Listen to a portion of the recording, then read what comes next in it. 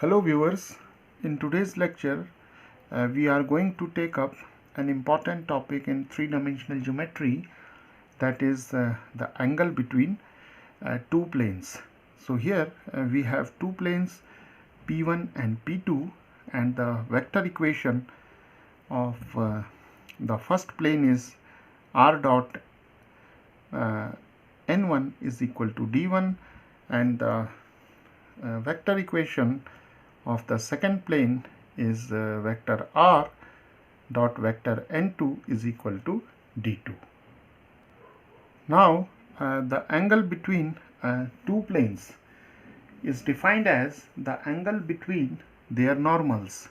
So here the normal to the plane P2 is n2 vector, and the normal to the plane P1 is vector n1. So the angle between the planes P1 and P2 is this acute angle theta, and this theta is given by the angle between the normals of the two planes, right?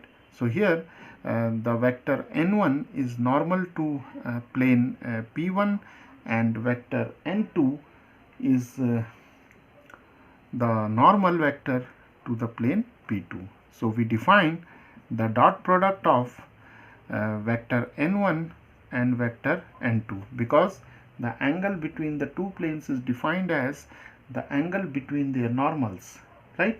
And generally we take the acute angle as the angles between two planes, right? So we find the dot product of vector n1 and n2, and this is given by vector n1, the magnitude of vector n1, magnitude of vector n2, and cosine of the angle theta. So therefore cos theta is given as n1 vector dot n2 vector divided by the magnitude of the product of the magnitudes of vector n1 and vector n2, right?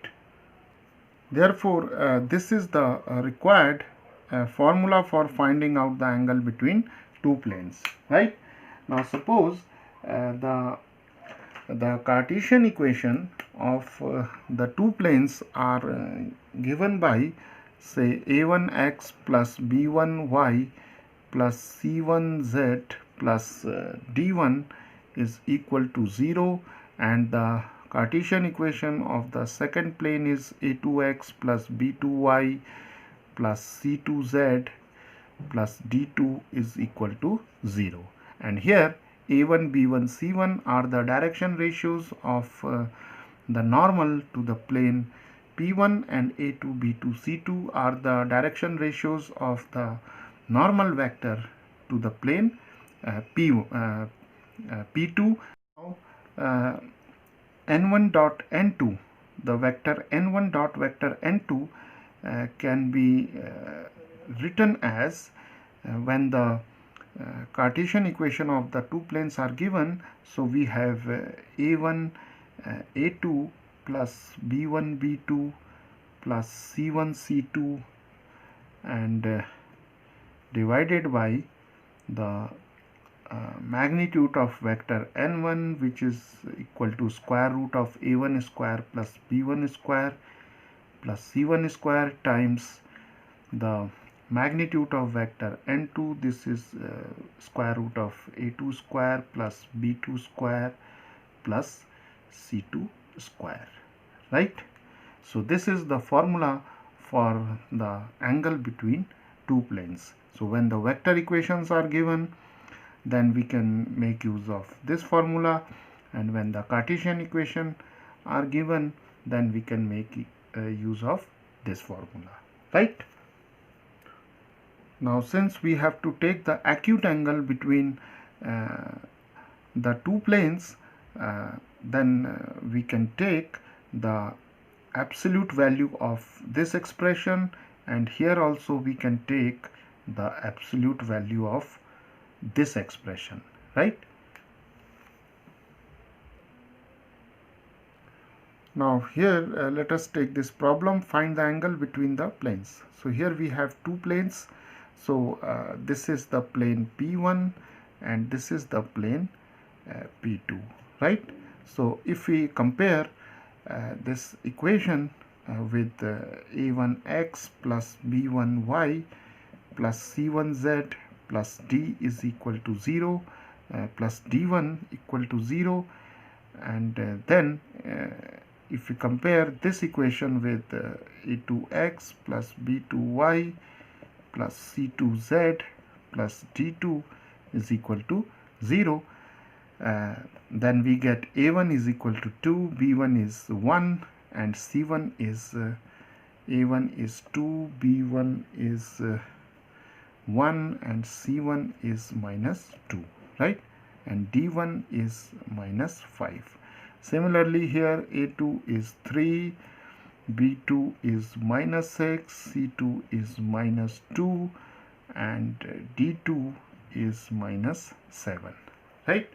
Now the normal vector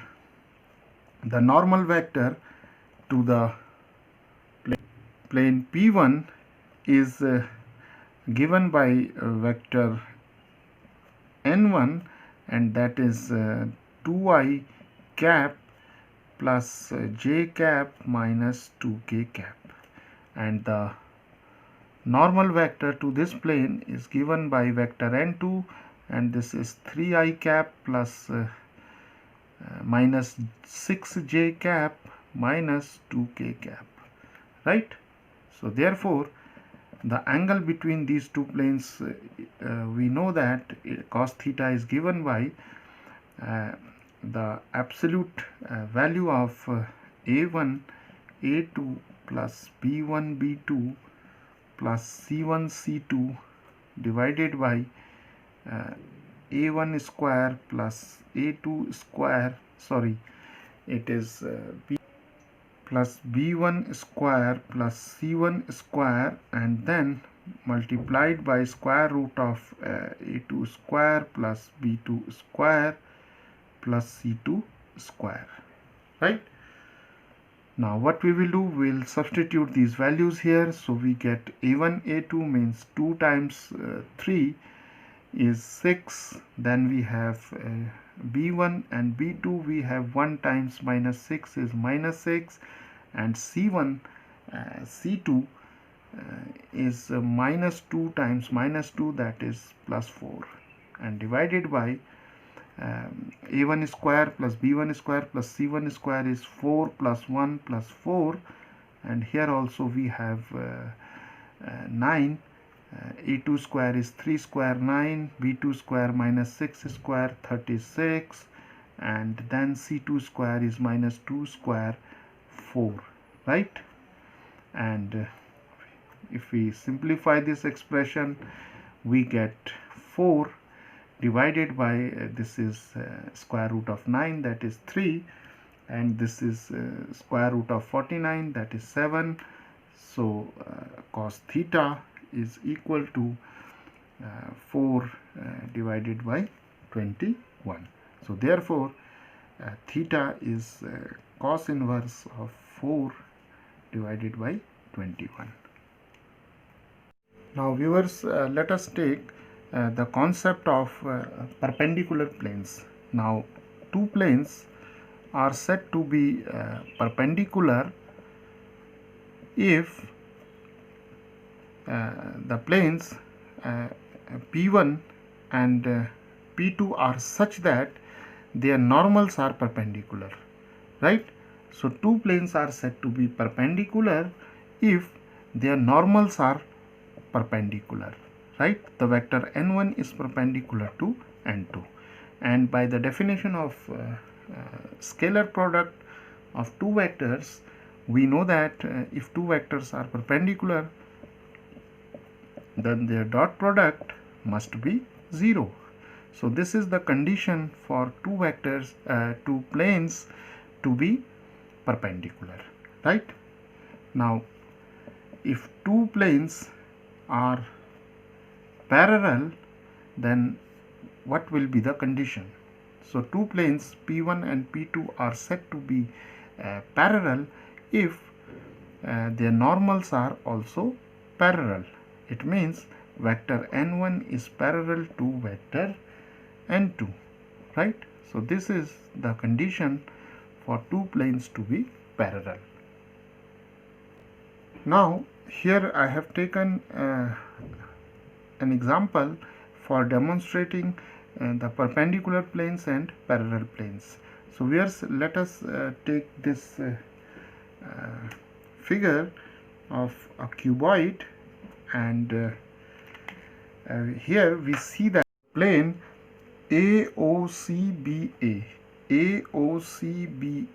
is perpendicular to EBCDE, right? So these two planes are perpendicular, right? So these two planes are perpendicular, as it is quite clear from the figure, right? Now here the plane AOCBA, right? This plane is parallel to the plane GFEDG.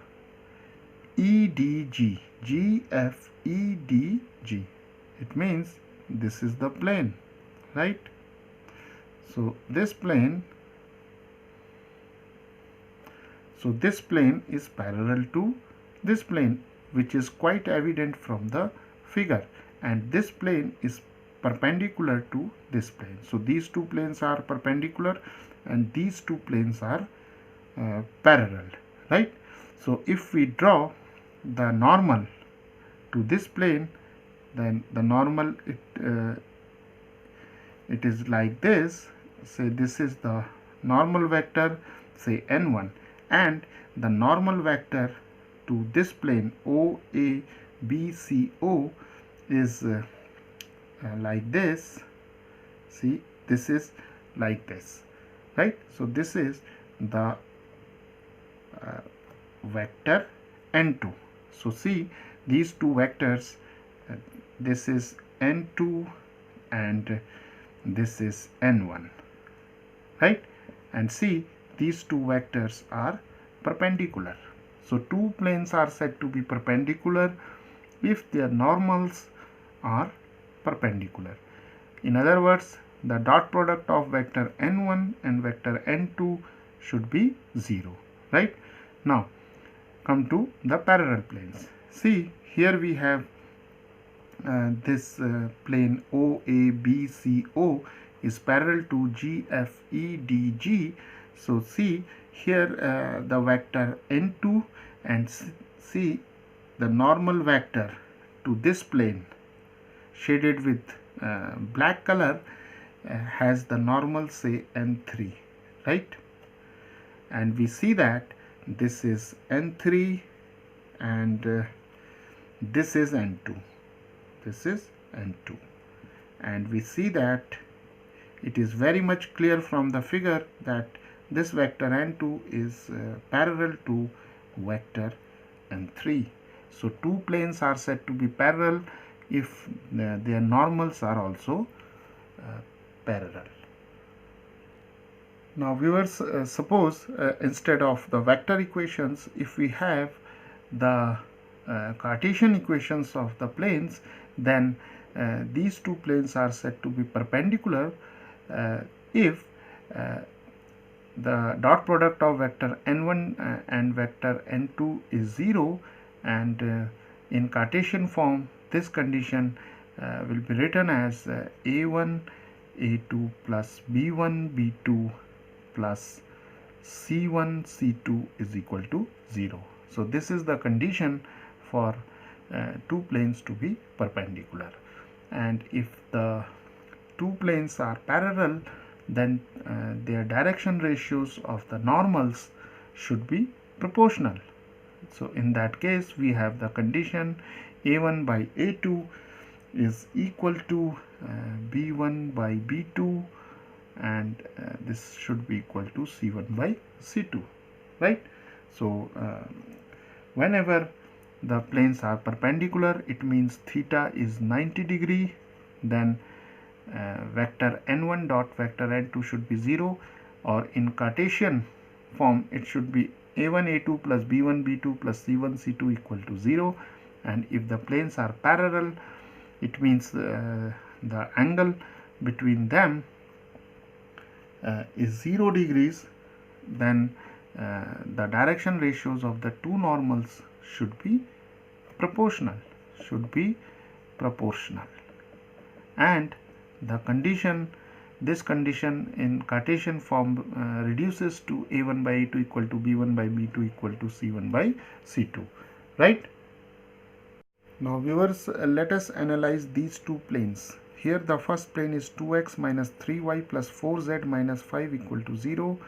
The second plane is P2, which is x plus 2y plus z minus 4 equal to 0, right? So here the equations are given in Cartesian form, and the normal vector to the first plane is 2i cap minus 3j cap plus 4k cap, and the normal vector to the plane P2 is I cap plus 2j cap plus k cap, right?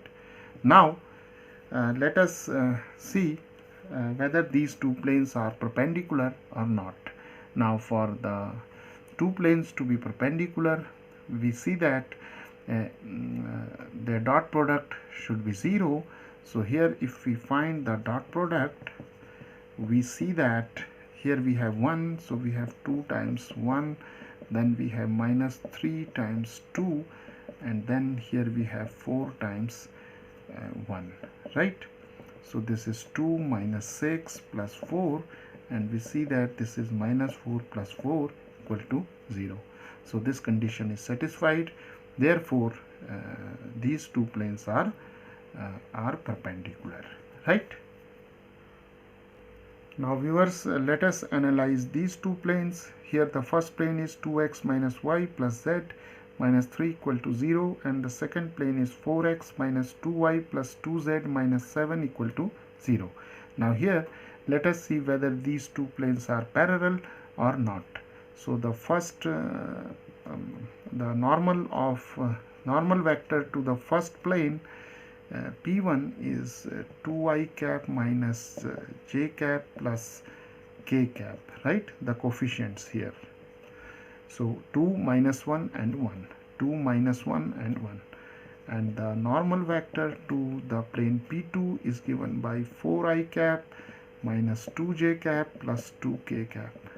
Now for the two planes to be parallel, the vector n1 should be parallel to n2, or we can say that the direction ratios of the two normals should be proportional. So here we'll apply this condition, and from here also we see that this is if we take 2 common, we get 2i cap minus j cap plus k cap, and see this is vector n1, right? So this is vector n1, 2i cap minus j cap plus k cap.